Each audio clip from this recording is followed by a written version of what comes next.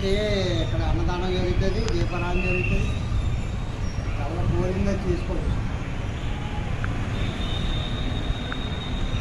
మనం దీపారాధన చేయాలంటే ఒక 500 ఖర్చు అవుతున్నాను. ఒక 2 కేజీలు ఆయిల్, సాంబ్రాణి, తాకలొప్పరం, వస్తువులు కాదు పెద్ద ఒక 200 టన్నులు వెళ్ళిపోయారు.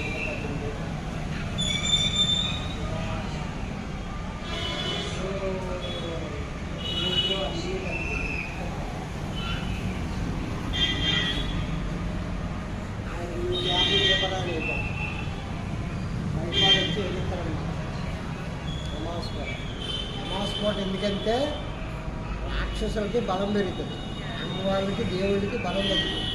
అదే రాక్షస శక్తి అన్న. ఆ శక్తి పెంచడం కోసం మనం దీపారాధన చేయడం వల్ల మళ్ళీ దేవతలకి ఈ దేవుళ్ళకి బలం పెరుగుతుంది అన్నమాట. రాక్షసుడు అని చెప్తారు.